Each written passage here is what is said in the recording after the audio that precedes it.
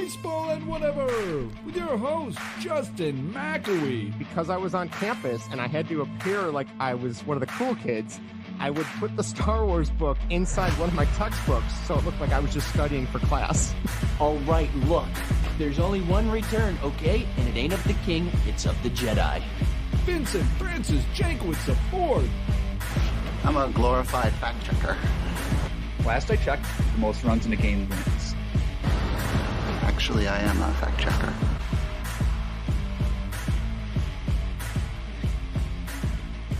Alrighty, everybody, welcome. Take two. If you didn't see the YouTube version that went up probably about 5 minutes ago, all the settings I had saved in OBS because we have transferred over didn't save. So everything Vinny and I and my buddy Alex helped us with last weekend was all for naught. I got to go back and redo all those settings and figure out how we had it working. But anyway, I digress. You don't want to hear about that. It's episode 91, Baseball and Whatever.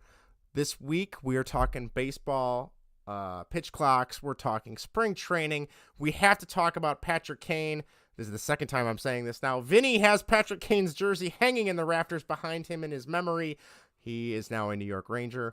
And now, after that, we are going to rank our top 5 favorite board games, which Vinny reminds me, there are a bunch of people that commented on my on my Facebook post about this, and I forgot to put them in our show notes, which I don't even have open right now because I'm so flustered that all these settings I had saved didn't work. Anyway, let's get back on track. Episode 91, baseball, whatever. I said this in the last attempt at episode 91. We want to say thank you again to all the fine people over at Belly Up Sports. We decided to part ways. We're kind of going back to being independent.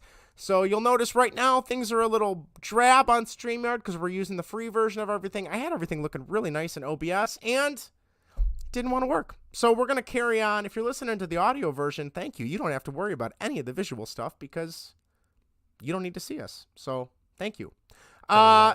It's probably better that way. Yes. You don't need to see our ugly mugs. Anyway, it's episode 91 and all the time we start off by trying to recap, famous 91s in Chicago sports. So Vinny, what do you got for us this week? Well, what can you What do I got? Justin? Can you, yeah. Can you guess I know anybody? there's a Blackhawk that wore 91. I know that much. There were 3 of them. All right, let me think. This is going to take me a second. All recent, too. Okay, the one that comes to mind immediately is Brad Richards in God. Well, that would have been the last Stanley Cup run. He was amazing player with the Tampa Bay Lightning and pretty good with the Dallas Stars, and then he came to Chicago. Didn't have too much left, but helped them get a cup. So thank you, Pretzel Vincent chat. He said the opening looked pretty good. Thank you. This black screen you're seeing right now would have looked much better had everything I worked on actually worked. Anyway, there's 2 other guys. Hold on, let me think here. Drake Kajula, I believe, wore 91 as well. Good job. Not that good of a player, not on the team anymore. And then lastly, I want to say this guy left, or he got traded. He was brought in, didn't do a whole lot. That was Anthony Duclair. Wow, 3 for 3. Good job this week. What can I say? And that's all I got. So there you go. All right. We have one Chicago Bull. There's only one. Oh, that you need Dennis to know. Rodman. There you go. Most important one, My right? favorite Bull. Yeah. Yes. All right, for the Bears, there's quite a few. Can you name any one of them? There was one that played defensive tackle during our time, was phenomenal, except he was hampered by injuries. Was that Tommy Harris? Look at you. Look at me, You're and on I'm not fire. looking up any of these. I'm on fire. Wow. Yeah. Do you have anybody else that you can mention? He was the most notable one of all the 91s in Chicago Bears history, but there is one other 91 just recently left the team in 2021, 2015 to 2021, played on the line, defensive tackle. I honestly have no idea, Vinny. Eddie Goldman. Oh, yeah, Eddie Goldman. Okay, I gotcha.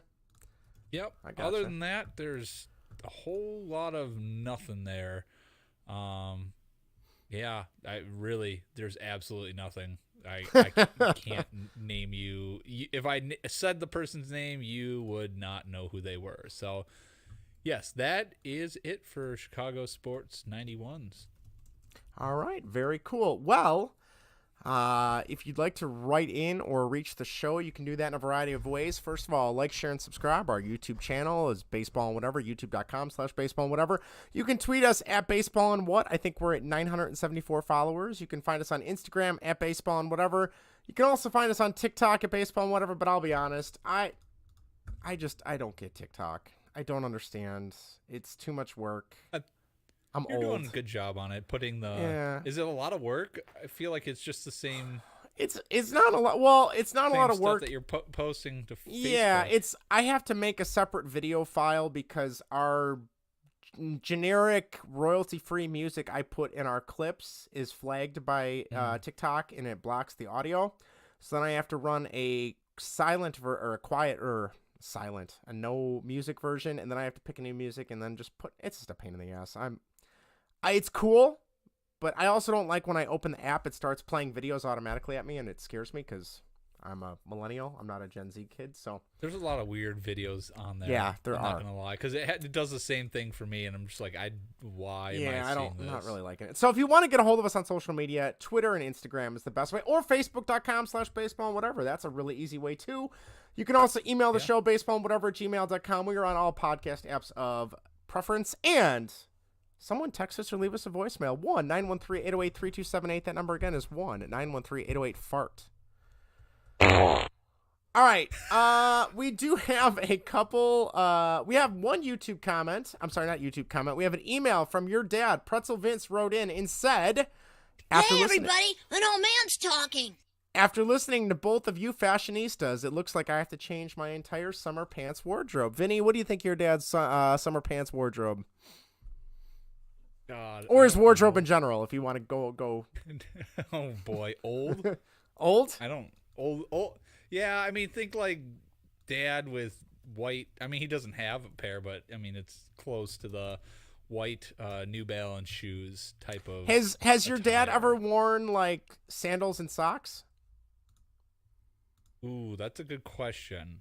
I don't know. He might not have gone that far, but I Okay, wouldn't well- put it past. You know what? I wouldn't put it past him that he's done that. That's a bridge too far, I would say. So as long as he hasn't gone that far, Sandals I and think he's okay. socks, like you've never had socks on and then just like Oh. had to go outside and throw sandals on. I have a pair of Crocs that I wear just to go outside and take the garbage out, and Crocs are like a major fashion. Oh, faux I pas. can't do Crocs.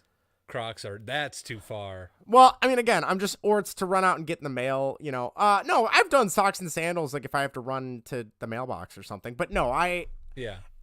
your use sister. that. You're not basing your wardrobe and going, these socks will pair nice with No, these no, sandals." no, I'm not. Okay. I'm not pairing them like a fine wine. And that's in my what you're meal. getting at, right? He's a socks and when you were asking me if he's a Oh, socks I don't and know. Is sandals he? guy. I don't know. I don't know. I don't know. Your But I sister wouldn't always put it tells past me, like, you know, I'll be like, oh, we're gonna take Maddie and the dog for. Your dad says he has never worn socks and sandals. That's excellent. That's good to hear. I know, like, when we take Maddie around the block for a walk in her stroller, or if I used to take, you know, when I would take Mac for a walk, you know, in the summer or whatever, I would always, like, if I had, like, something that I didn't think matched, you know, that I was wearing around the house, I would change because I'm going out and I'm in public. And your sister would give me crap about that. She's like, who cares? No one cares what you look like. And I'm like, yeah, but I have a certain level of, I want to look presentable in case I run into somebody. If I'm walking, it depends on when I'm walking, I guess. I don't mind if it's like at night, I'll wear like pajama pants and take the dog for a walk. Yeah. That doesn't different. bother me. But if it's daytime, I might put something else, like more like sweatpants on and not have pajama pants on. But yeah, if I'm going to the store, it's definitely, I got to put something decent on. Okay. I guess, like sweatpants. All right, thank you. Or jeans. Because But yeah, Erica I won't doesn't go in care. like pajama pants or anything like that. I All don't right, wanna you and look like I just rolled out of bed. we're on So the same page. I agree with then, you though. on that one, Justin. Yep. We're on the same page. All right, cool. That's it. So thank you, Pretzel Vince, for writing in. We're still working on our currently untitled Random TV Thoughts, Takes segments. I'm still working on a sound drop when I have time, maybe over spring break, and it's 3 weeks till spring break. All right, Vinny, what do you got? I see the first one is something you put down. Yeah, I've had to go back into the office. Oh no. I'm working a couple days or 3 days of the week in the office, and I have to tell you, it literally stinks. Not so much the office, but the bathrooms. And what I hate most about going back into the office is there's now, like, I think when I first started where I work, there was more like women working, so like the men's bathroom was empty for the majority of the time if I had to go to the bathroom. Now there's more men working there since COVID and everything. It's been like 2 years now.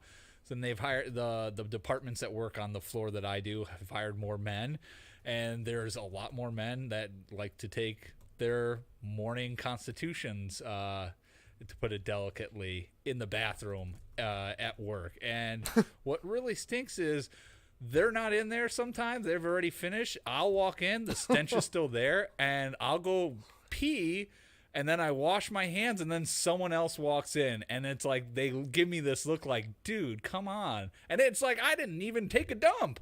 I'm getting blamed for somebody else's dump, and I'm sitting there washing my hands, and then it's like, you can't have that weird conversation. And yeah, it's just not fun, and it stinks. I loved working from home, and now going back to the office. I do miss that. Yeah. Where people are taking dumps and I have to smell other people's feces in the morning. My daughter's feces. Are they going to let you continue to work from home occasionally, or is this a full-time thing all the time? 2 days a week. Yep. Okay, that's not too bad, I guess. And all right. Pretzel Vince says just smile at the people. That's just awkward, especially when it's like the CEO and the COO. See, I'm a big upper proponent. Management. That's just awkward. I'm a big proponent of trying not to go to the bathroom at work if I can.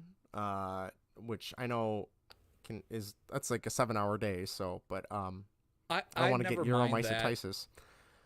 If I can find a private bathroom, like a George Costanza type bathroom, where I have my own private bathroom, where no one. I guess.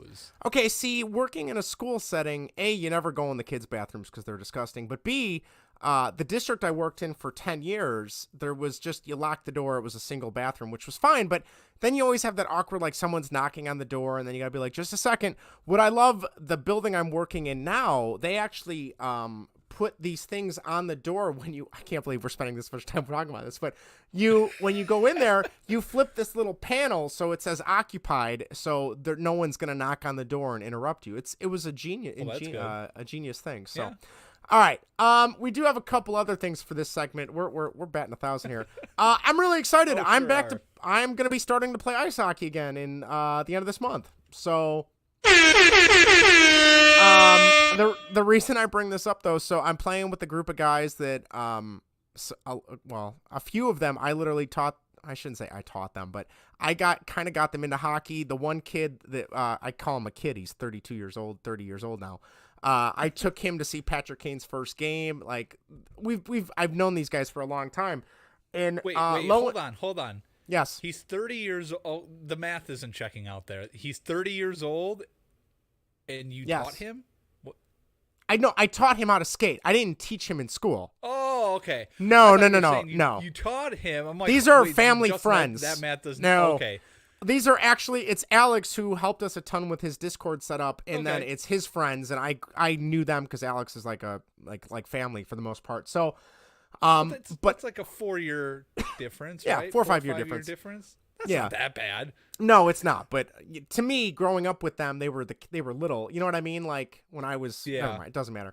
But I was talking to one of them, and they're like, "Hey, we heard you're coming back," because I was playing on a team prior to the shutdowns and the pandemic, and then the shutdowns happened. Our rinks got closed, and then right before Maddie was born, I said, "You know what? We're gonna have a baby soon. Let me play as a sub. I'll fill in a couple times for you guys," and I did, just to kind of prove that I could still do it. And then once Maddie was born, I'm like, "There's no way. I don't have time right now." But they needed a guy. It's on Friday nights now, which is nice because if I get home late, it's okay. Maddie will be in bed. Erica's working every other weekend, so it works out pretty good. But what really bums me out is I'm going to be the oldest guy on the team. Like, that's really depressing. Yeah.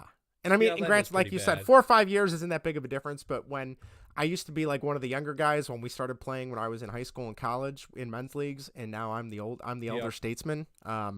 Should be good. That kind of dovetails though. In addition to running on the treadmill, I've been trying to, get back in shape, and my goal is to get back to my college weight, but I got like another 20 pounds to lose, so I don't know if that's going to happen anymore. But I bought a Total Gym, which is like one of those things that's like a platform on tracks, and you kind of pull your body weight up and down it and stuff. First off, I fell off of it at one point, and I have bruises on my back, so that's because I was doing it not carefully and I wasn't paying attention. And number two, I have some dumbbells, and I got really tired of using those the last couple of years because it's really boring. So I'm like, you know what? I'm going to do squats and hold these 20-pound dumbbells like this. Well, apparently when you do that, or when I do that, I kind of clench up my neck. So my neck, I could not turn my neck for the last 3 days. It's because I'm old. How old are you? 35. So I can finally move my neck again, but oh my God, it hurts so much because I was so. It's hard to do squats with 20-pound dumbbells. I am a weakling. I have no upper body strength apparently. So, if you're doing squats, that's lower body. No, but I'm holding the dumbbells above me. I mean, the squats are lower body, but I got the dumbbells in the air. And then lastly, so we can finally get to some sports talk. I got a coffee review. Vinny, I tried a new coffee this week. Okay. I'm going to turn this into a segment, and I know you're going to give me crap because it's probably not just black coffee, but I tried the Dunkin' Donuts chocolate caramel cold foam cold brew. Delicious. The hell is that? Oh, it's delicious, Vinny. Cold foam? Well, see what they do is they take the not cold even brew. drinking coffee, you're drinking foam. They take the cold brew and then they mix a cold foam and they whip it up on the top of the coffee, so it's like kind of So slurp you're it up. literally having coffee flavored whipped cream? Yeah, so Foam? I only got it Not once even because I'm whipped like, cream, it's foam. then I Even looked lighter than up whipped cream. and I'm like, this is not healthy. So then I opted for a black cold brew with a couple, with a shot of vanilla, and that was actually quite good. And that had barely like any sugar in it. So, Okay. or I shouldn't say. So I'm getting closer. I'm getting closer to drinking something you would approve of. Not there yet. I but I'm mean, getting there. I don't mind. I approve of the sweet cream cold brews that you drink, but the caramel. The cold foam is where you draw the line. I mean, All that's right. not even coffee, Justin. At that point, you're drinking. I'm gonna send you a just picture of drinking it. Sweets. Yeah, you're probably right. All right, last thing. Did you watch episode 1 of Mando yet? Season No, 3 of Mandalorian? I Okay, have well, we not. won't get into it. If you did watch it, I'm curious, right into the show. No spoilers for Vinny, but it's setting That's up okay, everything right for in. this Spoil it. season. It's setting up everything for this season, but there's a story arc that I'm like, oh, this is the story arc that's kind of been building, and I'm like, I just don't care about this particular aspect of Mando. I have no interest in him trying to get back to Mandalore. Do you have any interest in him getting back to Mandalore, even though there's nothing there and it's a planet that's pretty much been destroyed? Sure. I don't do? know anything about Mandalore. Yeah. Okay, I don't know. It just doesn't- Why not? Because It- I want to it's a lot- see him. I don't know. I want to see him taking out criminals and being a bounty hunter. I don't. But he's not don't- that anymore. No, I they're- know. Like he's kind of removed from that because he's got the child with him. He's got the and child now. Yes. He's got to be more responsible now, Justin. He can't go around just cracking skulls anymore. Lollygagging. Yeah. He's that's not his life anymore. So I don't am. know. I'm interested to see Mandalore, and I hope they bring out more of like the history of what happened and have some flashbacks and stuff like that. I'm all for that. I am very happy though that oh gosh, who played Apollo Creed? What is his name? I'm drawing a blank And here. he played Chubbs Peterson too. Oh, Shoot, Carl Weathers. Carl Weathers is Yeah, is that's back it. as in this first episode, so it was really cool. I like that character. So, stay tuned. We'll let you know what we think. All right, Vinny. Enough of that. Let's get to the baseball talk, shall we? Baseball. Welcome back to Major League Baseball. Sort of. Taking a look at Chicago's 2 favorite teams and other happenings around the MLB. All righty. Spring training is in full effect. Cubs, though, having some trouble. First off, Seiya has an oblique strain. I believe they said a moderate oblique strain, so they're thinking maybe 4 to 8 weeks. He also pulled out of the World Baseball Classic, so you kind of know it's a little serious. A lot of people, whether or not it was kind of revisionist history or, hindsight being 2020, but they're like, oh, well, look how jacked and muscular he is now. It was coming. We always see this when people put on a lot of muscle. I don't know. What was your take on that, Vinny? Yeah, that was actually a concern of mine when I saw how big he was. I was like, well, hopefully this doesn't, because you see that a lot with, I feel like a lot with, just athletes in general, when they add a lot of muscle mass, that there's that chance that that's going to happen. It could just be a weird coincidence, but it's always something that lingers on in the back of my mind that, oh, the guy's got, more muscle fibers to pull. And especially if he's not used to, carrying that weight. And I don't know if he is or not. I don't know, how big he was back in Japan at certain points of his career. But yeah, it got me worried a little bit in the back of my mind. I think that's just like the Chicago downfall. Here we go again, Chicago sports. The guy that you're hoping on is gonna have a good season. He's looking like he's in some phenomenal shape, and he's gonna hit 40 home runs with how big he is, and then the next thing you know, he's hurt. So that did a little bit, not that much. I really was hoping that wasn't going to happen, but it did, and I'm not, I guess, surprised, because that always seems to happen. Yes. In addition to that, Justin Steele also, I wouldn't quite say injured, but having a couple setbacks and dead arm. And Patrick Wisdom also has been sitting out a couple games, being injured, sore, variety of things. So I don't know. I mean, I'm not too worried about Seiya, because that Trey Mancini signing is huge now, because you can slot him into right field, or Brennan Davis can play right field, right? Or Patrick Nelson Velasquez too. Yes, he also got some time last season too, right, with the club. Yes. Third base, little more concerning, because if Wisdom's not playing third, is it Morel? Is it Nicky Two Strikes? Nicky Bats? Nicky Bats? I don't know. I mean, Nick Madrigal has been seeing some time at third in a couple games. I mean, his arm didn't look horrible. I don't know. No, but are you comfortable with him there? I'm okay with giving him a look there, but man, a couple of the throws, it looks like he made them. Like, you can't be too upset, but man, it sure looks like he's putting everything behind it, and it's not. Yeah. And these are throws that are in front of third base. These aren't behind third base where he's down on one knee or has to make these are technically routine plays. And he's made him just fine, but he sure looks like he's putting everything he's got. Concerning. Yeah. So it'll be interesting when he's, making plays that are behind the bag, that are further out than what he's been on a couple of them. So yeah, I'm overall, I'm fine there. I think he'll be okay. I guess we'll see on when he has a more regular, play, time there, to see what that's going to look like going forward, and whether that is going to be a legitimate position for him. Yeah, I think that's the best way to put it. But pitching wise, Caleb Killian and Hayden Wesneski have looked incredible. Caleb Killian in particular, I don't know if he's kind of worked on some things. Maybe there's a little bit of injury or fatigue in his arm last year. I know in the notes here you put, are they the next Wood and Pryor? I'm assuming you think they could be, or what do you think?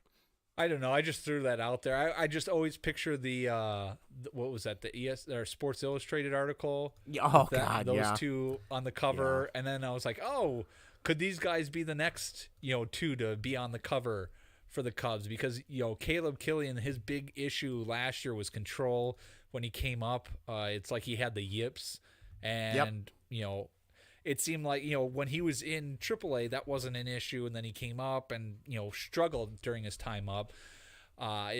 He's went back down. It looks like he's got that under control. If he can continue that, he's another weapon that they can use. It would be great if he can make it with the team. But again, Hayden Wesneski has looked just as good. if not better. He had 4 strikeouts in 2 innings yesterday. So it's pitching is not something to be worried about anymore with this club. They have got a lot of arms coming up, which is awesome.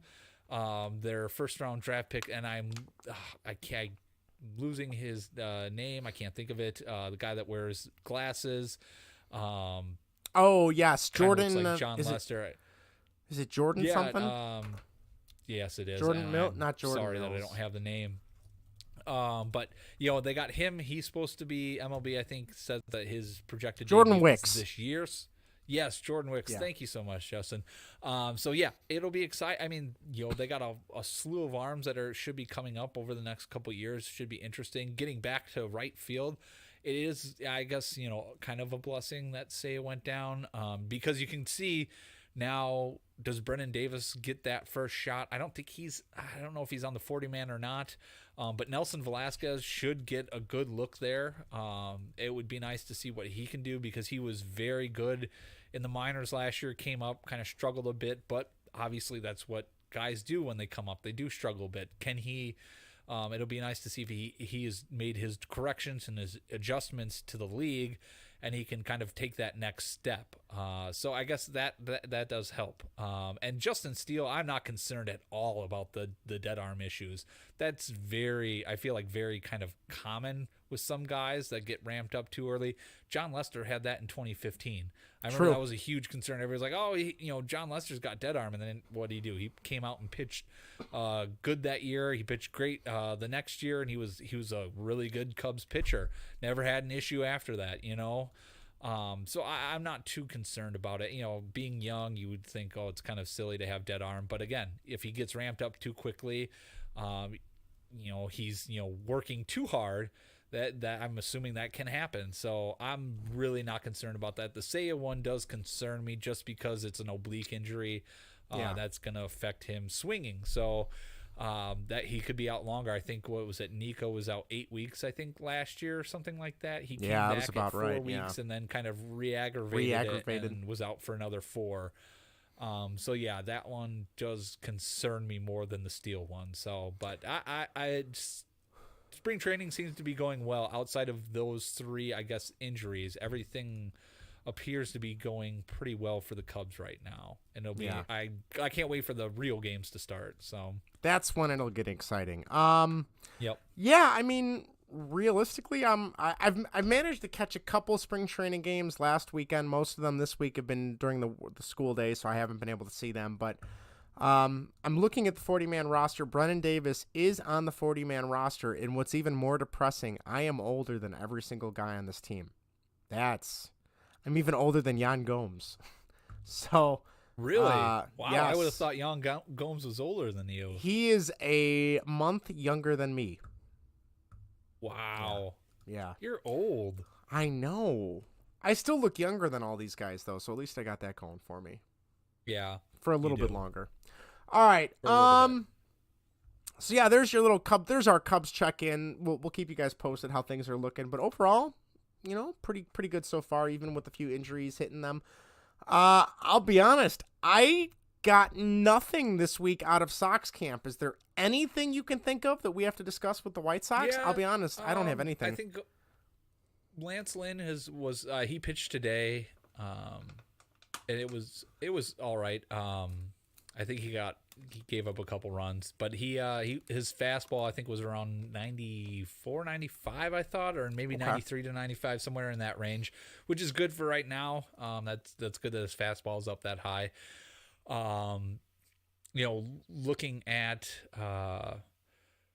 who else? The hitters. Elvis has been hitting well in spring training, so that's good. I think he's got an OPS of over 1,000. So again, I mean, granted, we talked about that last week. If he can hit, that's going to be great for them. That's going to give them hopefully a long-term option, but that's always my fear. But again, it is spring training. We don't know exactly. I mean, we saw Jock Peterson 2 years ago light it up in spring training. We thought, oh, here we go, Jock Peterson, and then April came in Chicago and his bat just died.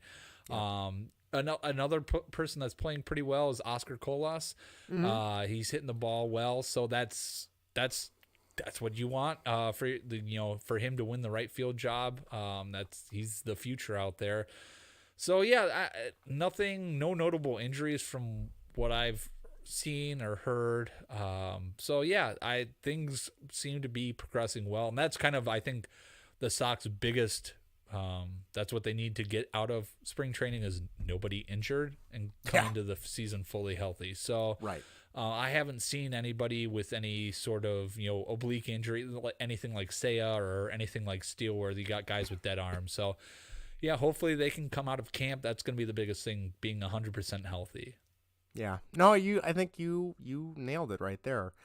We'll see what happens there. Even around the league, nothing really too crazy. The pitch clock is the big thing. I'm curious. I watched a couple of the games last week, in particular when they obviously first rolled out the pitch clock, and the only thing that bothered me, and I believe it was Clinton Yates talked about this on Around the Horn on ESPN, was I do not need the clock in the score bug on the screen. The Marquee in particular, the first inning, the camera shot was wide enough where you could see the actual pitch clock behind the batter, which was kind of obnoxious for a TV viewer. The next inning, they came back from break and they shortened up the screen, not the screen, but they shortened up the shot. They zoomed in a little bit so you couldn't see it. But then what they did is they put the pitch clock inside the score bug right next to how many outs there were. So my OCD tendencies were through the roof because I just kept watching that thing count down, and I'm like, oh my God, he's not going to make it. He's not going to make it. It's like, you don't need to show that to us unless there's a violation, and then just tell us, oh, you know what, there's a violation. The batter wasn't in the box, which that did happen, so he got a strike, or, the pitcher wasn't ready, so they gave the guy a ball. I equate it to like the clock, what would you call it? The false start, not false start, I'm sorry. Delay of game clock in a football game. You don't see that running, at least I don't pay attention to it. You don't see it running unless it gets down to do you get it? But isn't it usually when it gets to under 5 seconds it starts showing up on the TV, or is it the whole time? I think it's the whole time. Oh, is it? Oh. But again, you're used to it. Justin, once you get used to it, you won't notice it. That's true, maybe. That's the whole thing about this pitch clock thing. Everybody's up in arms against games that don't matter, too. At all. That's the thing that really drive me nuts when people are pissed about that. It's like, you're getting upset about an exhibition game. They're working out the kinks of this. I am, for one thing, love the pitch clock. It's great. I agree with you there. Yes. Yeah, Pretzel Vince says that the delay of game clock in the NFL is there the entire time. Oh, is it? All right. Well, maybe I'm just not paying attention. Well, you're used to it. Yeah. One thing I would say, I went to the minor league game, the Sky Carps game in Beloit last year, where they had all the new rules. The bigger bases, I didn't even recognize until the third or fourth inning, going, oh, hey, that's right, they have the bigger bases. I didn't even remember the pitch clock. It was about the third or fourth inning where it all dawned on me. I'm like, oh, they have the new rules here. And it was just a quicker game. It was very nice to be at the game. The pitch clock wasn't I don't even know where it was at in the stadium. I couldn't even tell you. But it didn't feel rushed. It just felt like a nice game to go to. Everything seemed smooth. But again, they had been playing. We went near the end of the season, so they had been playing with those rules the entire time. True. So I think a lot of people that are getting upset, I think it's overblown and overreaction. I think it was Joe Kilgallen on Twitter had posted saying, "Oh, we're only 3 games into the season, but fans bitching, MLB fans bitching is in mid-season form." Which is perfect, because everybody's getting bent out of shape about games ending because of the pitch clock. That's not going to happen by the time they get. I think the umpires, and I'm sure the MLB told them, you hammer them if they're not in the box, or they're the pitcher's not pitching. You get on them now so they get used to it. And then by the season rolls out, I'm sure the umpires will be a little bit lenient if guys are in the box, especially late in games. I thought everything was overblown with the pitch clock. I think it's great for baseball. Let's get the time back down. I honestly, it's not gonna help grow the game on its own. I know people are, well, this isn't gonna help bring in viewers. Well, no, but it's an aspect, right?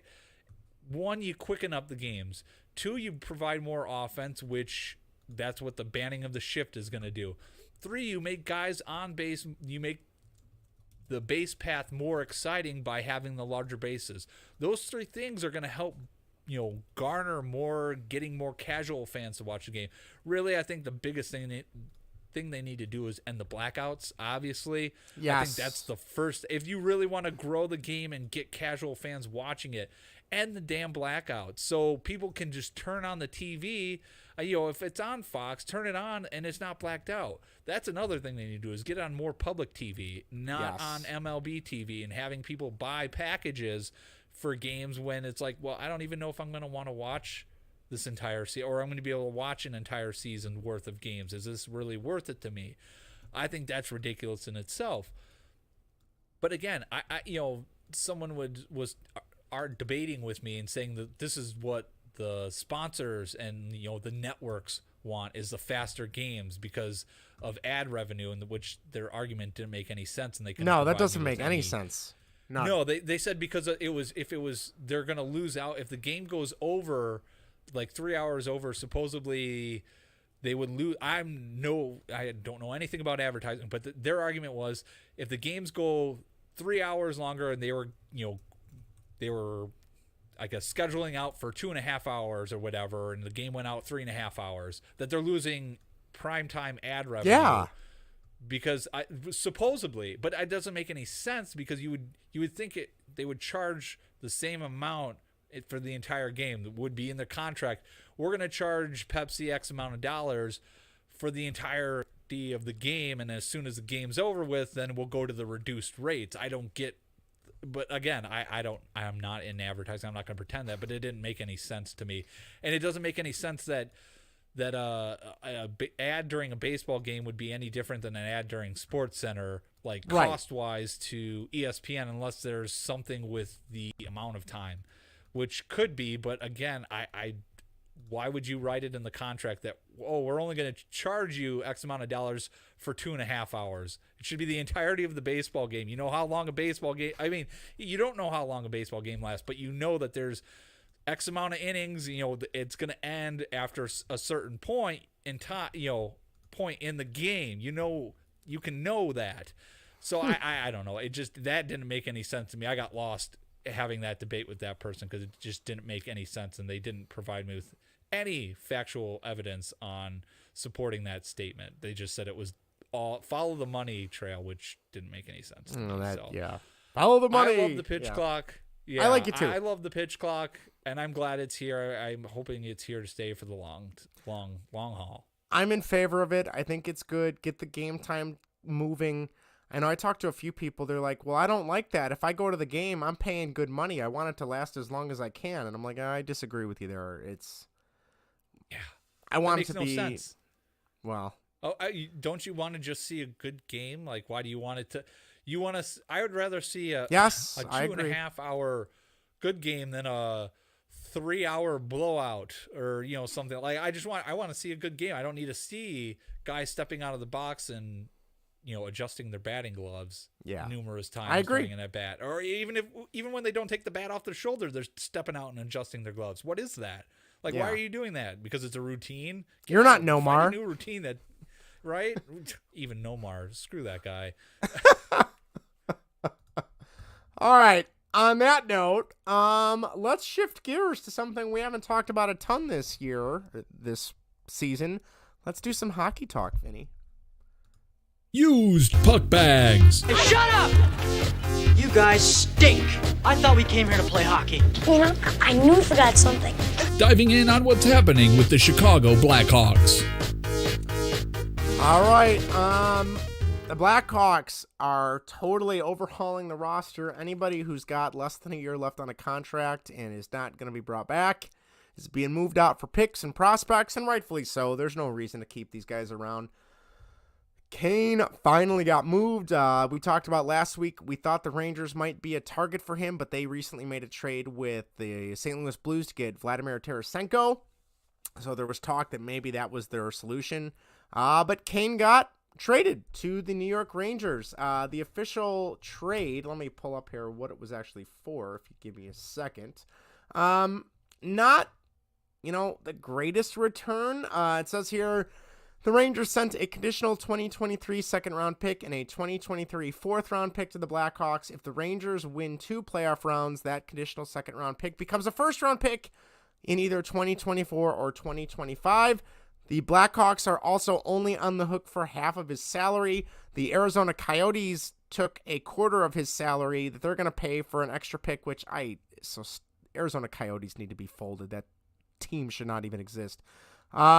And then the Rangers are picking up the other quarter tab of his contract. So, they didn't have a lot of leverage. Everyone knew Kane was ready to go. He's a Blackhawk. I want to call him a Blackhawk Hall of Famer. He's a Hall of Famer probably in general. But, he had the leverage. The Rangers, other teams knew it. So they said, hey, here's what we'll give for you. The Hawks are just going to take whatever they could because you got to do right by the guy. I mean, he brought you 3 cups, right? Yeah. So really the only guy left from the dynasty years is Jonathan Toews. And, I would not be surprised if there's not much to him left now that he's out again. I don't know who the hell am I, but if I were him, it might be time to just throw in the towel and retire after this season. You got nothing else to prove. You got nothing else to win. You won it all. And there's nobody left.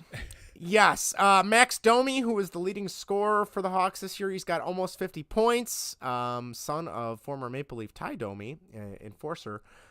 He is supposedly being traded for a couple picks. Once he is traded, the top point getter for this season will be defenseman Seth Jones with a whopping 27 points. Not good. Woof. For a defenseman, that's good, but your defenseman should never be your leading goal scorer, in my opinion. So, they had a nice little 5-game winning streak. It was nice to see them to put that together, and that was without Kane playing a couple of those games. I know he played his first game with the Rangers tonight. Artemi Panarin was excited, if you remember, former Blackhawk, now with the Rangers as well. Kane was quoted as saying tonight that he felt a little out of it, a little gassed because he had not played the last couple games. The Hawks sent him home just because they didn't want to play him and get him injured before the trade deadline ended. So there's your Blackhawks minute. A lot of trades. I feel bad for the sports shows in Canada. I used to always watch them when I was in college. They do like a 6-hour broadcast on TSN. Trade Center watch, and unfortunately, almost all the big names have already been traded. So I don't know what those guys and gals are going to do for those 6 hours, what they're going to fill time with up in Canada. But, Vinny, any particular Patrick Kane memories you have of, I know you're not the biggest Hawks, hockey guy, but when they were in their glory days, that 2010 to 2015, those years, I know you watched quite a few games, I'm sure. Yeah, I think the biggest one for me was that first Stanley Cup. Yeah, against the Flyers, and he makes that he makes it, but you don't know if you don't know. It's so weird. Sticks with me. It was so I still remember sitting there like he's cheering and like the siren didn't go off. Everybody on Philly's kind of just like. They're not they don't look down. The goalie's kind of just still standing there. You're like, what is going on? Like, why is he going crazy right now? And then the refs called it. They found the puck in the net. But that one always sticks with me. That is probably my most memorable moment of Patrick Kane during that series. And that was probably when I watched probably the most Hawks. Most hockey, during those cup runs. Yeah. But that one always just sticks out to me because it was the first, that was such a hard fought. You were like, can they do it this year? Are they actually going to do it? Are they ready? Have they ascended to that level? Right. Yeah. And it would just, I didn't, correct me if I'm wrong. Didn't Philly kind of come back in that game or was, am I, yeah. So it was because they pushed them to overtime. Yeah, it was like, oh, is this going to be a Chicago letdown, type of thing? Like, here we go. We're not going to get another championship. They're going to fall just short. And nope, they, Patrick Kane put it away, and that was the beginning of everything. It was awesome. I know for me, the Blackhawks. Yeah, I mean, for me, definitely wasn't my favorite player on the team during the Cup runs, but arguably probably one of the best American-born players, one of the best American-born Blackhawks, besides Jeremy Roenick, who I would say Kane has surpassed him by far nowadays. For me, I remember I went to Kane's very first game in the United Center, Blackhawks, Red Wings. That was when the Red Wings were still in the division. So, that rivalry was so good. It's such a shame they're not in the same division anymore. It went to a shootout. Kane, scored the game-winning goal in the shootout. Backhand move. Deked, I want to say it was Dominik Hasek, who is a Hall of Famer as well. Just deked the hell out of him. It went backhand, top shelf. Awesome. The other one that really stands out, same thing, that 2010 Cup run. In the first round, they were playing Nashville, and Nashville had a 2-1 lead in the series. Nashville was starting to pull away. That was the game. I was at that game with one of the guys I used to play hockey with. Marian Hossa took a 5-minute boarding penalty at the end. They were down a goal. They pulled the goalie, and Kane somehow found a way to score to tie the game, get it to overtime, and then Hossa came out of the box and scored the game-winning goal. I want to say that was game 5 of that series. And that's kind of what set it in motion. All right, then they went to play Vancouver and San Jose and then ultimately the Flyers. So amazing. Obviously, still a lot of issues. There was the cab driver thing in Buffalo. I know he got into some trouble up at the University of Wisconsin when he went to go play overseas. That's right. He went to the big drinking fest. Yes, he did. Mifflin, that's what it's called. Yes. Got in trouble there. I remember the Hawks, the rumor supposedly was during the lockouts when a lot of the guys went overseas to play. They told him, you're taking your mom with you or you're not going. And he took his mom with him to Europe. Funny. And that was, but to his credit, I feel like the last couple of years as he's matured, granted he's 35. I mean, he's been playing for 16 years. That's insane to me. Yeah. He's got a kid. I don't know if he's married, but you definitely see, there's a little bit more maturity now, which I mean, by your mid 30s, you should be mature. So right. At least he's reached that point. We did have 2 people write in. Erica wrote in, am I the only one in Chicago that is celebrating now that Kane is not a Hawk? Yes. I think she is. She hates that man with a passion. He really does. Ever since the cab driver thing. Yeah. Because I told her, I'm like, in terms of the partying thing, I'm like, Erica, that was you in college. I'm like, I would think you would, So she's very happy he's gone. Greg wrote in and said, I'm not happy he's gone, but it was useless having him surrounded by the rest of the team just to lose nearly every game anyway. So I'm not upset he's gone, though. Yeah, I mean, this is really, they have built this team. They'll never admit it, but they have built this team to get that first pick, get Connor Bedard. To tank as much as they can. Players and coaches don't tank, but I think organizations and front offices do, if that makes sense to a certain extent. Yep. And the Bears right just now, did it. Yeah. Right now, the Hawks are the 3rd worst team in the division. So, I believe it's the Anaheim Ducks, the Columbus Blue Jackets, and the Chicago Blackhawks are literally a point away from each other for that first spot. It's a lottery. So you're not guaranteed anything, but you have the highest percentage. So, yeah, Patrick Kane, thank you for the memories. I'll be curious to see if he comes back. If they do get Connor Bedard, it would be kind of cool to see Kane and Bedard out there again as Hawks. But seeing him in a Rangers jersey was very weird. It did not look normal. Was weird. Did not look normal. All right, well. Are you rooting for them to win? The Rangers? No, I don't really like them. I'm not really a big fan. Even with Kane? I don't like their... More? Kane, maybe. I like Panarin. I do not like their captain, Jacob Trouba. He's kind of a crybaby and a cheap shot artist. So, I don't know. There's a lot of other teams I would root for before them. Okay. But I digress. All right. Are we ready for whatever? Sure, why not? All right, let's do it. Now it's time for whatever. Whatever. Whatever. Whatever. Whatever. Whatever. Whatever you want. Whatever I want. Whatever, dude. Irrelevant. Whatever, dude. All right, Vinny. It's whatever. Take it away.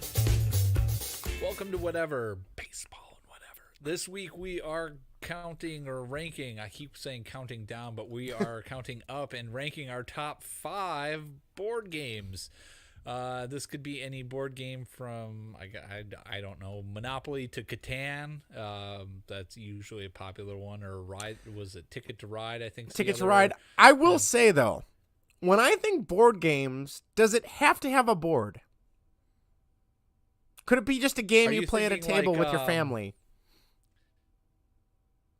I think there has to be some sort of board-ish. I don't know. Like, are you thinking like what's the big card game that's like for adults? Cards Against Humanity. Yeah. Yeah. Are you thinking like that would constitute as a board game? Yes. In my mind. No, that's a card game. Okay. Like that'd be like, oh, we're playing poker tonight. Poker's not a board game, right? Fair enough. All right. Yeah, I'll give you that. No, I would say it's got to have some sort of board. Okay.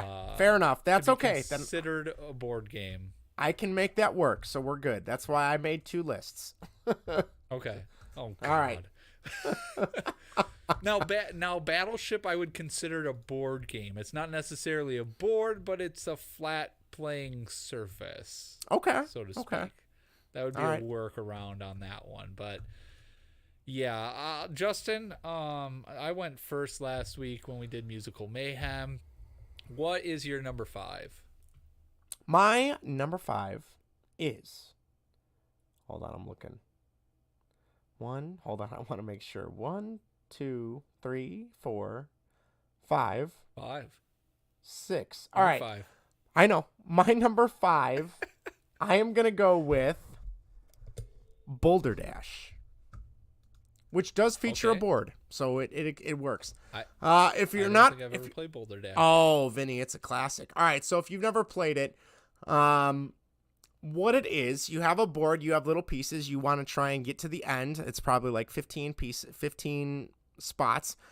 You draw a card, and on it you have different things you can choose to draw, and then you need to either actually, you know what? Let me just look up a card. Hold on. This would make more sense if I just explain what one of the cards would be. So what you do... This is going great! is you pick a card, and it's going to have either peculiar people, marvelous movies, laughable laws, weird words, or incredible insults. And what you do is you literally try and come up with something, and everyone sees the card. So, for example, if I read the card and the person on the card was George Washington, say nobody knew who George Washington was, we're all going to come up with an example of who George Washington is, and then whoever thinks that is the best, it's kind of almost like Cards Against Humanity, but not, right? Because there's different aspects to it.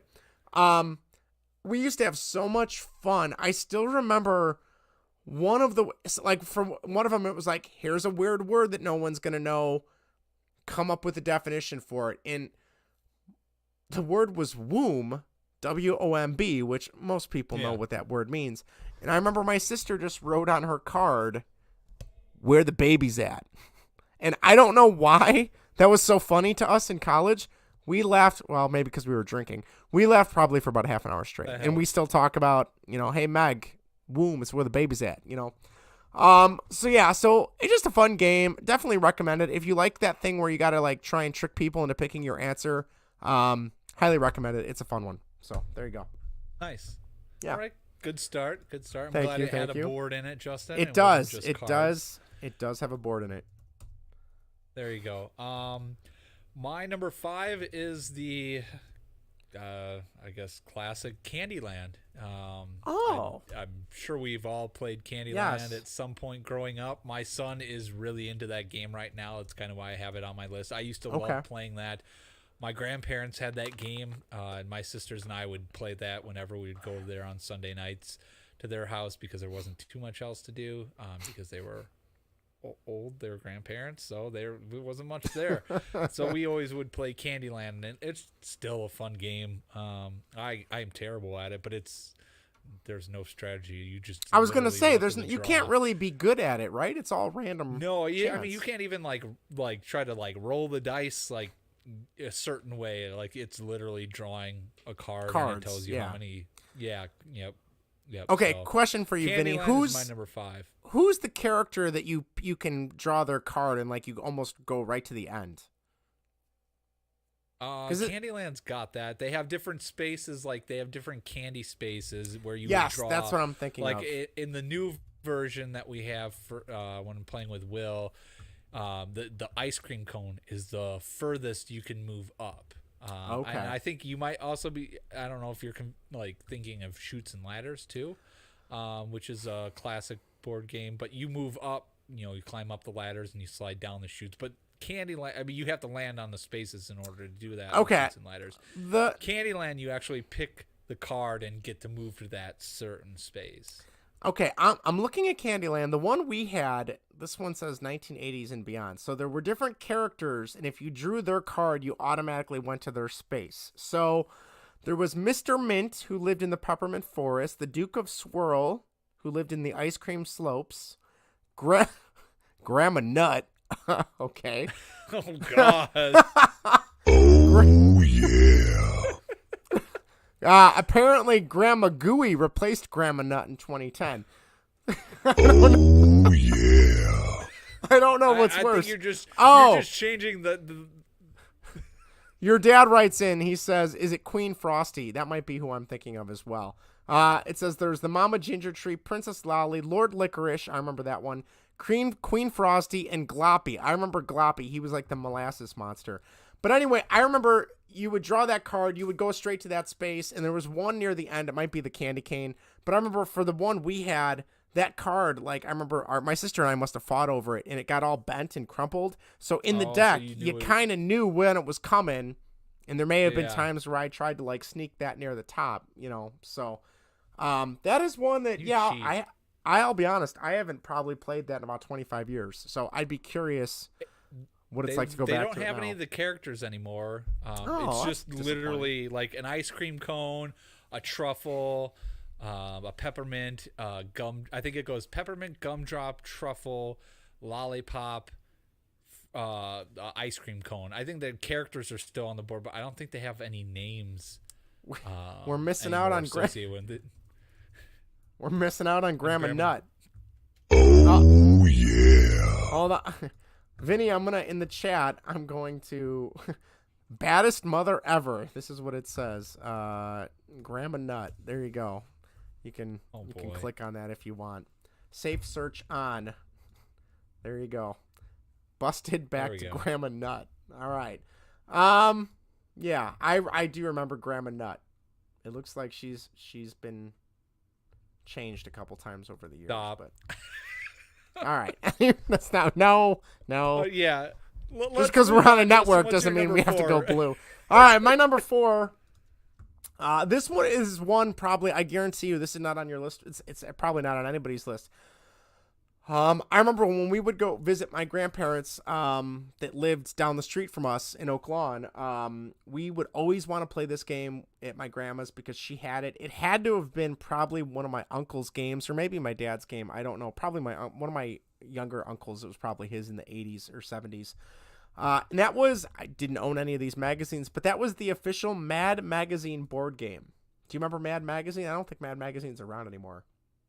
I think so, vaguely, but they had Alfred E. Newman was the goofy looking kid with the buck teeth, and he had like the reddish hair. That was like their mascot. Okay, yeah, I think so. Okay, so the whole premise of this game is it's literally their take on Monopoly, and instead of trying to gain as much money as you can, your goal was to lose all your money, which sounds stupid, and I think that's what they're going for. So you would literally make your way around. You didn't buy properties or anything, but each turn you had to find a new way to lose money. And it could be, you draw cards similar to Monopoly, like the chance cards. But they would give you certain tasks to do. And as like a 6-year-old, we just thought this was the craziest thing. Like you draw a card and it's like, all right, if anyone's got elbows on the table right now, you lose $200 for every single person that's got elbows on the table. Right. And then, you would move 2 spaces. It would say, all right, you're going to take the next card. You're going to put it on your head and walk backwards around the table. And if you do it, you can throw away $1,000. And it was just, goofy stuff like that, which I haven't, again, another game I probably haven't played in 25 years, but as a kid, like who loved Monopoly, and this was the complete opposite, and it was silly and funny, and it had all the, I didn't know really what Mad Magazine was, but it had all these really goofy drawings and the Alfred E. Newman character and all that. I absolutely loved this game. It's still one I know I look back fondly on. I don't know if my sister would remember it, but yeah, the official Mad Magazine board game probably came out in the 70s, and obviously my grandparents still had it because it was pretty ratty looking and old looking by the time we got around to it in the 90s. But a lot of fun. I have a lot of fun memories with my grandma playing that game with me and my sister. So there you go. Nice. Yeah. That is interesting one. That's a game. Heard of that. Yeah, Had a it's board. a game. I'm gonna take your word for it, Justin. I've never heard of that one. No? But All right. no, it sounds fun though. I'm a big fan of Monopoly, so that would be one I would like to try if it's still out there. It is. I know it's probably like secondhand stores you have to find it, but it's out there. I'm sure. Yeah. Yeah. My number 4 is not nearly as fun as yours, I guess, or as entertaining, I guess. Mine is probably one of the oldest board games in existence. This is chess. I love playing chess. I remember my parents have a really nice, well, it's not really nice, but it's a nicer chess set. The pieces have, intricate detail to it, but I think it's made out of plastic. But it's a very detailed one. I always loved just playing with the pieces when I was little. But I love playing that game. It's something my niece on my wife's side of the family and my son both like to play.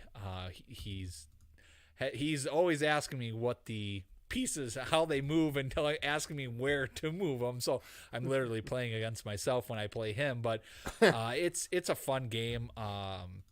Yeah, it's one of the maybe the first one of the board oldest, game yeah. ever. Yeah. But it's a classic, and it's a classic for a reason. So that is one. Chess. I'll be honest. That never even crossed my mind. I really enjoy playing chess. I have not played chess in years. I have a Simpsons chess set. That's somewhere. Probably pretty cool. Yeah, it's pretty neat.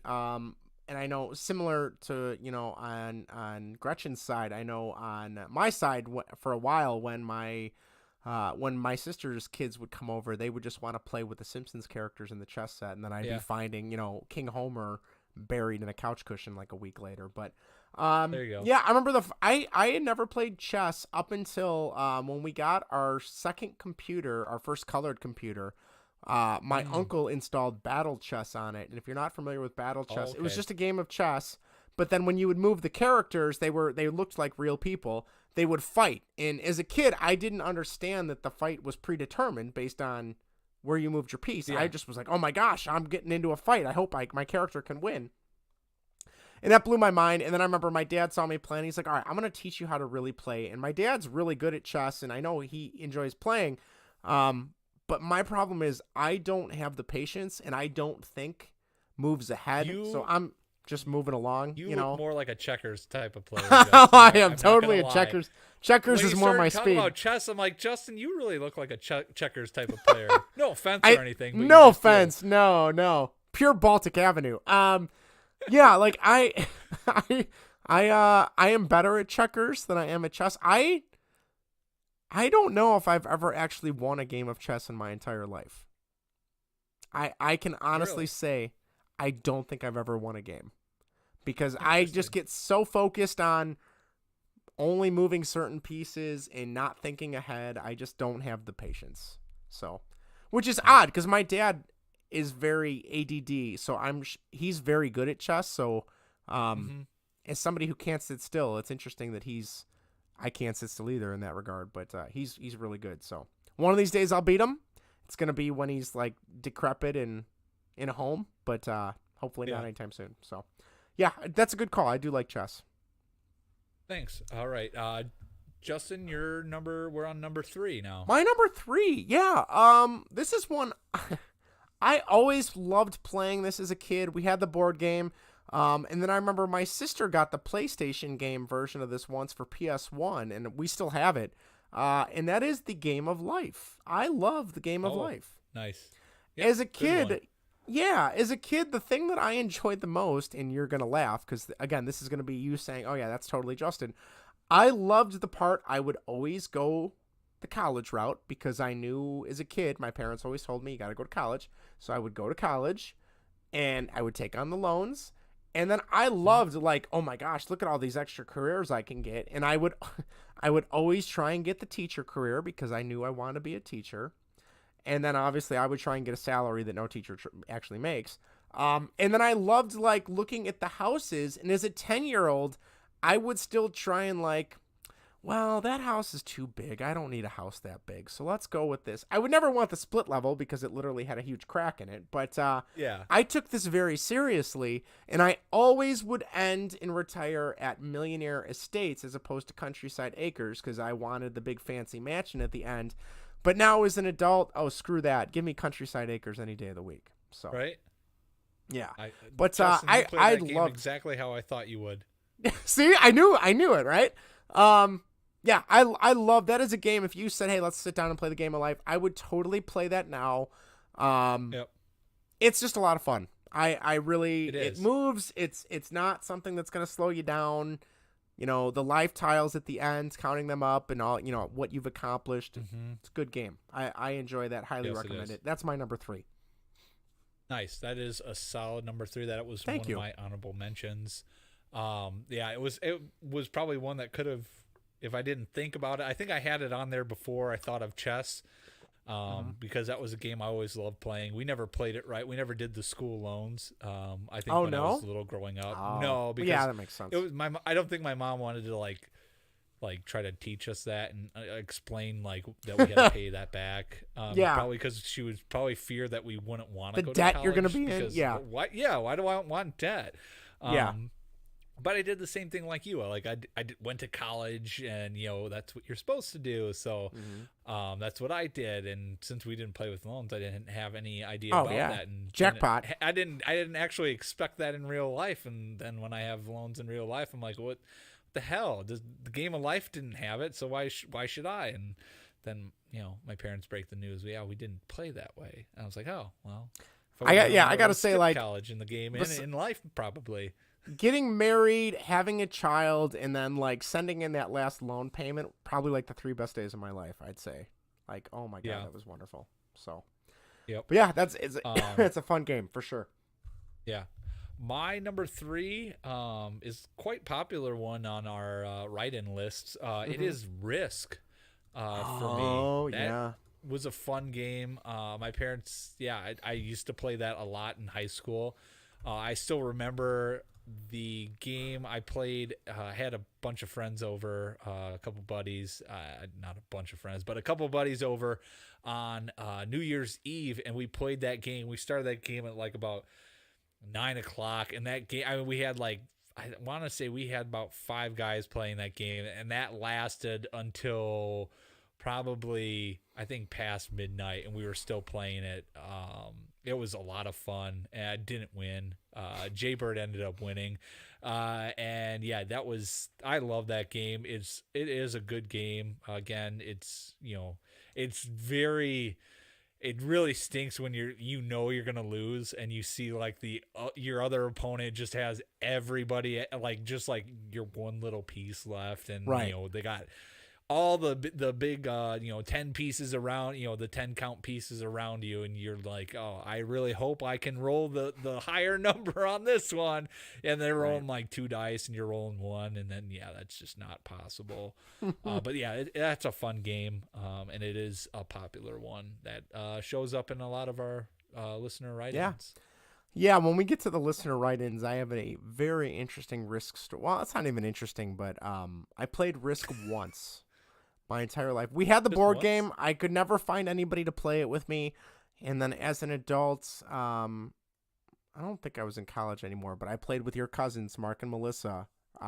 Okay. We had a New Year's Eve party, and we played on New Year's Eve, and it went a while. And holy cow, I could have swore there was going to be a divorce proceeding after this. It was not between me and Erica, but between your cousins. I believe they told me the key was to try and take Australia over and use that as a base and then branch out. Is that true or no? I've heard that strategy a lot. Okay. I don't know. I haven't played that game in years.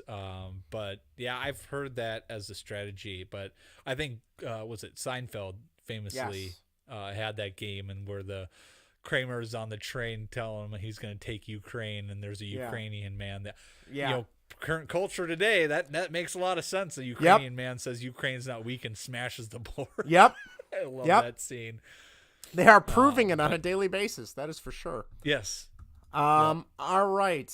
Where are we at? My turn? It is. Yeah, I just Risk was my number 3, so it is your turn. Go ahead. My number 2. I remember as a kid growing up, one of my friends had a version of this game, and then for Christmas, my parents bought me a different version, and I was amazed. Absolutely loved it. I don't think we have it. If we do, it's at my parents' basement. But that is Electronic Talking Battleship. I have that one. I loved Electronic Talking Battleship. Just the electronic version of, hearing the torpedoes, but then the talking version, saying hit and sunk. Oh my God. I remember just looking through the little booklet, because you would have to look at the booklet and then punch in the code of how you were going to set up your fleet. And I remember just studying that booklet for so many days, so many hours, being like, what is the perfect way? Which really, there is no perfect thing. It's just like, pick one, Put right? them all together. Yeah, because then no really one's going to know, right? Person. Yeah. But I loved that game. Loved the little figures that slotted into the holes, and then the pegs that you would match out. I want to say that was like third grade, second or third grade Christmas present my parents got me, and we played that so much. I absolutely loved that game. That's my number 2. Nice. That is a really good one. That was on my honorable mention. That one was another one tough to kind of keep off my list, just because I had some good memories with my grandpa playing that game. We used to play just not the talking one. They had the original one. Yeah. And trying to. I actually like that one more than the talking one, because I didn't like having to pick one. I loved setting them up in the corners, or what is thinking there, what is the best way, what's gonna fool the other person. So you're sitting there and you're trying to like come up, I'll put most of them over here, but I'll leave like the little destroyer that's only 2 or the way PT off in the boat, corner, and really confuse people. I'm trying to think. It had there was the patrol boat, there was a submarine, an aircraft carrier, a battleship, and a destroyer. Does that sound right? There's 5 pieces. That's right. Yep. Okay. Yeah, the patrol boat. Yeah, Is I that think 2? That one. Yeah, was. I think the 2, sub was 3, that was maybe. always the one I try to hide that somewhere. Yeah. Yep, that was What a good game. It was such a good number game. 2, Justin. Thank you. Yep. Thank you. My number 2 is probably the one most well-known board game. That's Monopoly. I love Monopoly. That it can. I mean, just the different variations you can do on that game.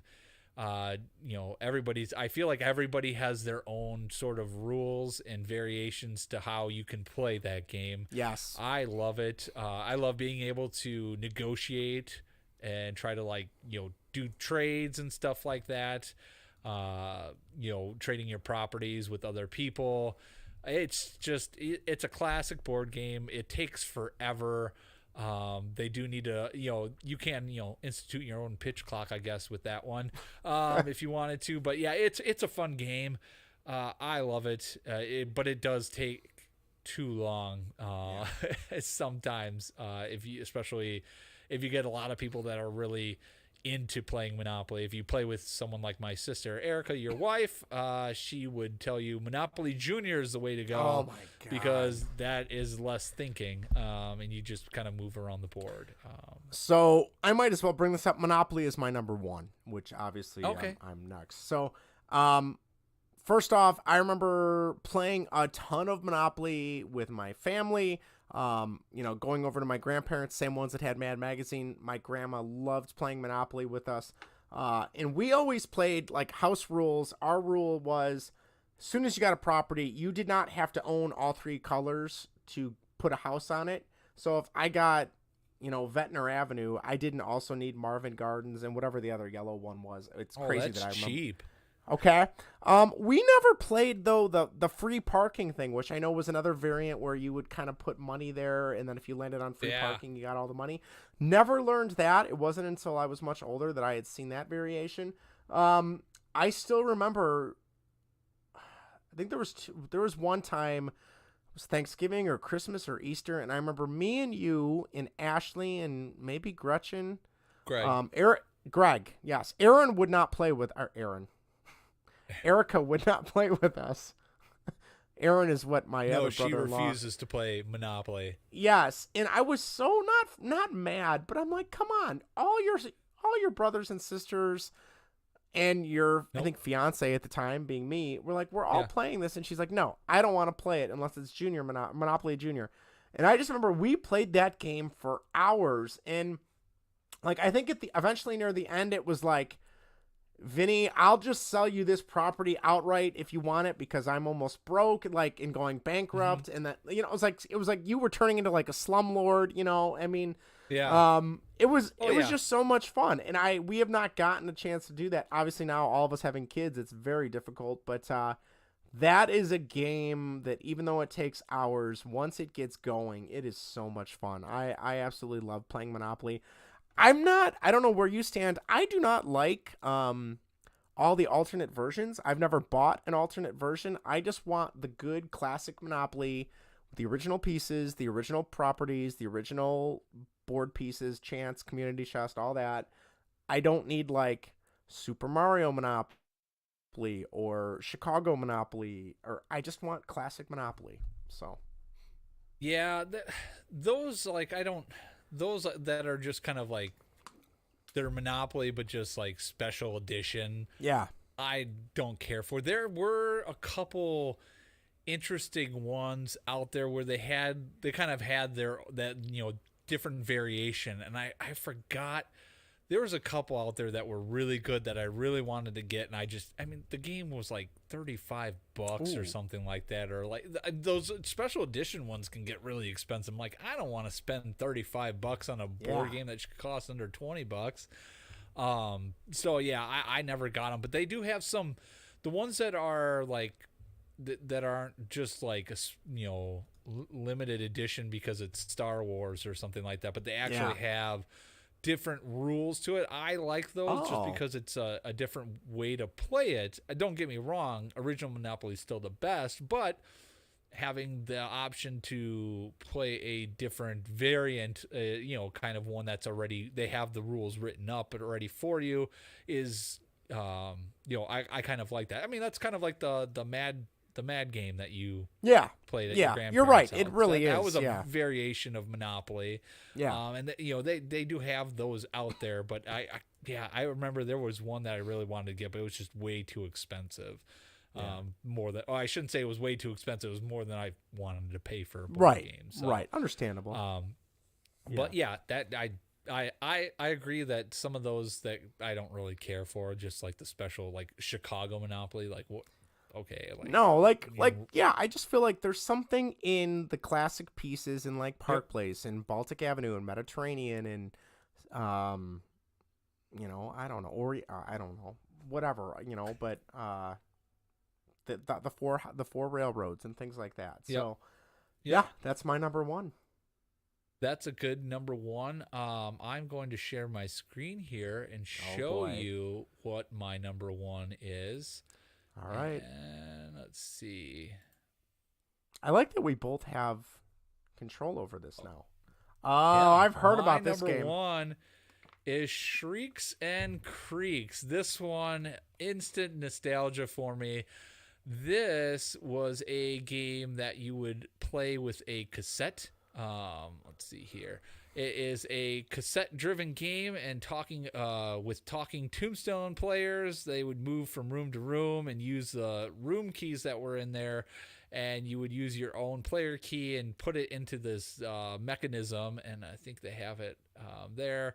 It's this that little tombstone black box thing that you would stick your tombstones in, and as the cassette was playing, if you got a noise, you couldn't move past that room and you're trying to get to the end of the board game, which was out of the mansion, which the tower, you needed to get to the tower for I don't know what reason, but yeah, each room had their own keys and each room was creepy and like disturbing looking.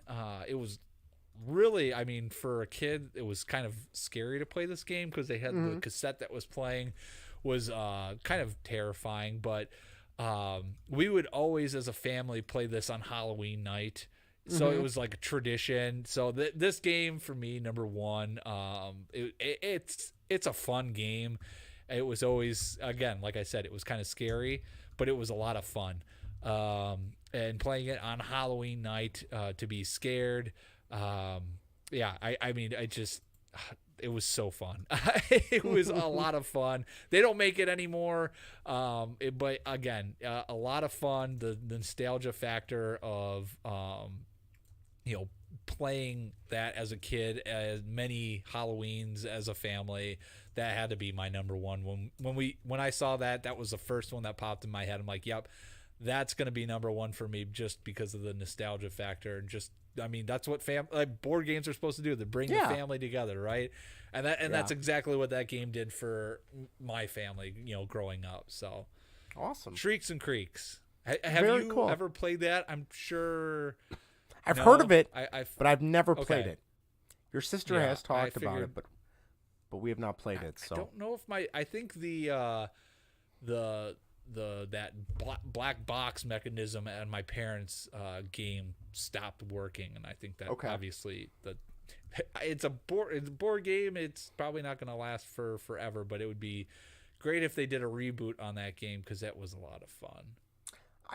I gotta say, one honorable mention that I wanted to say that was a board game. Did you ever play the game of Taboo?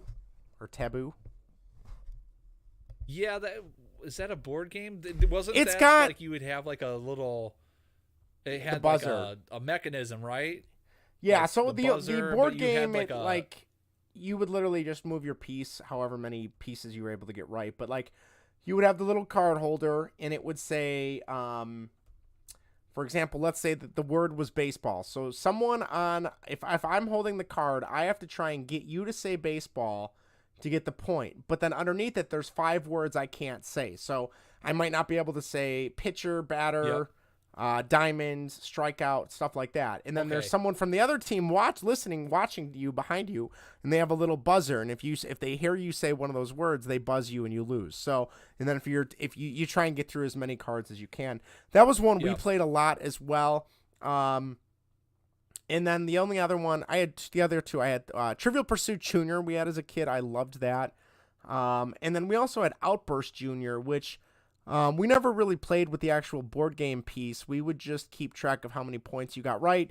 You had this really cool little red plastic holder. You'd slide the card in, and they would give you a topic, and then they would have 10 words. And again, similar to Taboo, you'd have to get your team to say those 10 words, but you couldn't say, if it was baseball teams, I would be like, okay, the team from Chicago, the team from here, and you try and get everyone to name so you get the 10 points. We played that a lot as well. That was a lot of fun. So there you go. Nice. Yeah. All right. That's a good list of honorable mentions. Yeah. My honorable mentions, I had Life on there as well. Mousetrap. I remember I think we had that game and barely ever played it. I think my parents never wanted to set the game up. Same with us. We had it. We never played it, though. Yeah, and I never understood why we never played it, but now as I'm a parent, no. If I saw that game, I'd be like, yeah, let's not play that. Let's do something else. I don't want to sit there and set up the game for 30 minutes to only play it for 10 minutes because you're bored of it. Right. Another one, Harry Potter was Adventures Through Hogwarts. I don't know if you ever played that. It was like a 3D model, and it was a tower, and you could spin it. You would move around the tower, but it was different. It started off as you were in Diagon Alley. You would get you had to buy a broom. You had to buy books, and you would move your way. And as you were moving around the board and around the tower, you would move into Hogwarts, and you'd move up to a second level. It was just kind of you getting from one point to from the beginning to the end. Okay. But I really like that one. And I think it made sounds and stuff like that. But it was one I think that broke pretty quickly. Okay. Gotcha. Gotcha. Cheap game. And another honorable mention, which I'm going to share my screen for this one again. All right, I'm ready. Let's see here. Share screen. This one, and it is It from the Pit. Do you remember this game? I've never seen that game in my life. You never saw. So no. If you're watching, and if you're listening, this is terrible because I'm explaining a picture. But great audio, yeah. This monster in this pit, from the pit. It's a monster, and the board game's kind of like this mountain volcano type of thing, and you move around the volcano to the treasure. And this monster is constantly moving and reaching its hand up and can grab your piece and pull it into the pit, which was a lot of fun. I always think about this game randomly, and so when we did this, I had to put it on my honorable mention list. I don't remember how long I had the game, but it was a lot of fun. I used to play it. Used to imaginary play it in real life instead of playing the board game itself, or playing the game itself, probably because the game broke.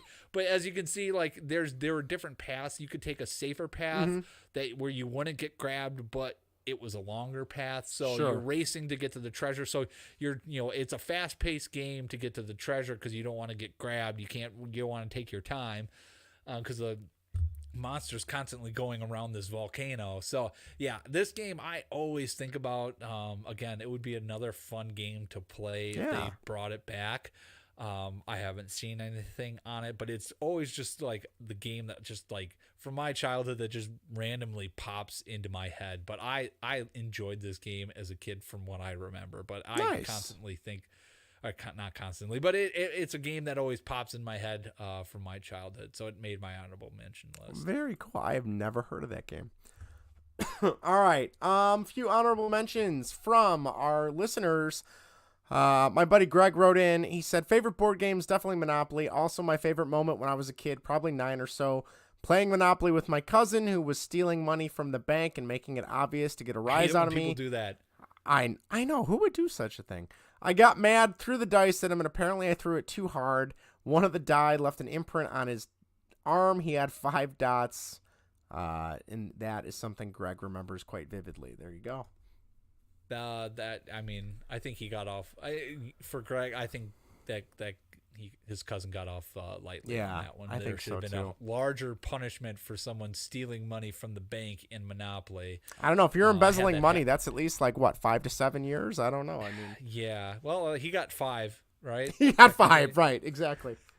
Yeah, I had that. Oh man, I remember I had that happen. I was playing a game I was in high school playing the game, and I was winning, but I'm like, how? I had almost everything, but they there was one person left. I'm like, how are they still in the game? And then I caught them on one turn that the banker was slipping them money so I would lose. And they were teaming up against me. They still couldn't beat me. They were cheating and still couldn't be there, just hanging around just enough. But yeah, people that cheat and take money from the bank, they deserve a big punishment for that. So good job, Greg, on that one. Should have thrown two dice at him, not just one. Or did he throw both dice? Doesn't matter. Should have thrown more than the dice that they had with the game. Dr. Mantis writes in number 5 Candyland, number 4 Monopoly, number 3 Sorry. That one didn't make any of our No. list. Oh, I thought I hated that game. Another I thought good that was game. not a You fan. didn't like it? No. I like it. It's a fun game. Yeah. All right. What else you got? Number 2 Catan and number 1 Risk. Okay. I had never played Catan, but I know that's a pretty popular one. Yes, I have not played that. I've not played Ticket to Ride either. I know that's a popular one too. Yep. Jaybird writes in the Wahoo Marble game. I'm not familiar with that one. Number 4, Sorry. Number 3, Mousetrap. Number 2, Monopoly. And number 1, Risk as well. Nice. Pretzel Vince writes in. Hey, everybody, an old man's talking. Number 5, Green Ghost, a game that was popular when he was 9 or 10 years old. I'm sure they probably didn't even have electricity back then. Number 4, Risk. Number 3, Monopoly. Number 2, Sports Illustrated football and baseball box games. He writes in and says that these were they had yearly updates for them, so you were using actual stats of actual players. I remember he had a football game. And how about the electronic, the vibrating football game? Oh, Did see, you that's ever what I assumed have he that meant. one? No, I never had that. No. I always wanted that game. My dad had a different football game where you would pick play. I don't remember exactly how it was, but I always want to say there was like a projector or like some kind of light, and you would pick plays. It was really complicated. He liked playing it. I was too young to really fully understand it, but he really enjoyed that game. I remember that. I don't know if that's the same thing he wrote in, but his number 1 was Feudal. Again, that was like a I don't know if that was like a Risk type game, but I remember he was really into that game too growing up. I never understood it, but it was like a medieval type game. But that was his number 1. Let's see. He writes, and the Green Ghost game had a glow in the dark board. Yep, because again, you didn't have electricity back then. His honorable mentions were Operation, Axis and Allies, which was like Risk, but they had like actual art. Do you remember that game? Yes, I do. I remember it was more complicated than it was. Kind of like Risk is the checkers to Axis and Allies is like chess. And I remember I liked Axis and Allies more because they actually had like tank pieces and like army men pieces and stuff like that, but it was too complicated for me to play. Trivial Pursuit and Shrieks and Creeks. Nice. Good list. All right. Melissa writes in Risk, and like I was saying earlier, her and her husband, I swear to God, I thought they were going to get divorced because it got really heated playing Risk that New Year's Eve. I know. How? Oh my God. They were arguing. They were literally, Mark, your cousin Mark, is very good at that game, and he makes deals with people, and then as soon as his opportunity to strike and take that deal back or go back on that deal, he will cut you with the knees. I remember I was trying to make a deal with him all game, and then him and your cousin Matt literally just blindsided me and wiped out all my armies. It was bad so from what you I remember. like make alliances and Yes. stuff like that. And I was that gonna say, bothered. what kind of deals are you making? But okay, so alliances. From what I remember, Melissa did not like the deal making and glad handing that was going on, and that was part of the problem. I can see that. Yeah, that's Yes. fair. Yeah, it's never Yes. fun when people are making side deals and then See, I think that's the best part. It makes it more exciting. But then again, I got eliminated from that game the first. I was the first one to go. So I remember then I was literally. Then I was like, I was like, after Matt and Mark took all my forces, I remember I had like one piece left, and I'm like, Melissa, can I please have safe haven behind your like lines? And I want to say she said no, and then I just got wiped out. So she's like, no, you tried to make a deal, he turned on you, this is what you get. And then she's gonna write in next week and say I'm wrong about that, but that's what I remember. Well, Justin, honestly, I think you deserve that. If you're I trying to probably make a did. deal with Mark the entire time and then he destroys you and you come running for help, I would have turned you away too. Yeah. There's no room at the Robin? end. You got to go. Right? Exactly. Robin writes in, favorite board games, Electronic Battleship, Apples to Apples. That's a good one. I haven't heard that one. Yeah, that's a good one. Guess Who? That's another good one. That's a great one. Perfection, Life, Clue. Oh, that's a I good always one like too. Clue. Yeah. Headbands. I don't know what that is. Oh, is that? I'll have to. Is that the thing where you wear the headband and you have the card up there and you're? Oh, maybe. Like I Michael Scott did in the first season of The Office, something like that. Yeah. Maybe I'll have to ask her. Trivial Pursuit, Yahtzee. Yahtzee's a good one. I don't really think of that as a board game, but that's a good game. It's a good game. It's like that's like saying craps is a board game. Sure. Sure. It's more dice than board. But yeah. I digress. I guess I shouldn't be the gatekeeper of what constitutes a board game. I know. And then your Boulder favorite, Dash. one of yours, Boulder Dash. So good list. Very good. Your mom, Lynn, wrote in. She said, when we were kids, my sister and I loved Mystery Date, Masterpiece, Life, Clue, Mousetrap, Candyland. Now she loves Categories, Pictionary, Sequence, Yahtzee, another one for Yahtzee, and Telestrations. Yeah. Do you consider Telestrations a board game? Isn't that... No, there's... It's the drawing game. Oh, no. You don't move a lot around a board. No, you right? don't move any pieces. No. Yeah, I'd say no. All right, Vinny's the official board game gatekeeper here. He's making so. sure no other family games get in if there's no boards. Right. Erica wrote in, does Telestrations count? No, we say no. She goes on to write Shrieks and Creeks, Dream Phone. I remember Dream Phone. Did your sister have Dream Phone? No, my sister did not. I'm kind of surprised. Oh, she did not. Yeah, my sisters had that. I remember playing that with them. That was a fun game. It was really dorky, but yeah, that was fun. Dream Phone, Nightmare. Oh, that game was creepy. I never played that. You should play that game, Justin. I think you would love it. It would not scare you in the least bit. Yeah. Candyland, and of course Monopoly Junior, because she is a child. I'm surprised she didn't have a Pretty Princess. Did your sister have that? Yes, I remember playing that with her, and when I played it was Pretty Princess and Pretty Prince. So I would get all the jewelry. Yes, of course. I wanted to beat her. Well, the fun thing about Pretty Princess at my house is my dad would play, and you know how cutthroat my dad is. Oh yeah. He would not let my sisters win, so he would be all dressed up in the princess gear, and while my sisters were sad that they did not get to win. Yes. So gotcha. Yeah, I'm surprised she didn't write that one in, but that was funny. That was a pretty popular one in the household. All right, lastly, Jennifer writes in. She said, Clue has always been my favorite. Clue is also a great movie. I don't know if you've ever seen that movie, but that's a good one. I have not seen the movie. It's a good one. But the game is really good. Game is good, too, yes. All right, Vinny, we've made it through another episode. Oh, I don't know. We're done. Somehow we made it. We got Especially it started after the rough start we had this week. So yeah. But we've made it. Real quick, if you want to write in the show, tell us your favorite game. Tell us your favorite Patrick Kane memory if you're a Blackhawks fan. YouTube.com/baseball and whatever. Tweet us at baseball and whatever. Instagram at baseball and whatever. You can email the show baseball and whatever @gmail.com.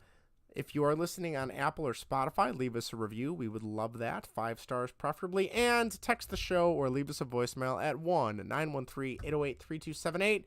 That number again is 1-913-808-FART. All right, that's it. We will be back next week with more baseball and whatever.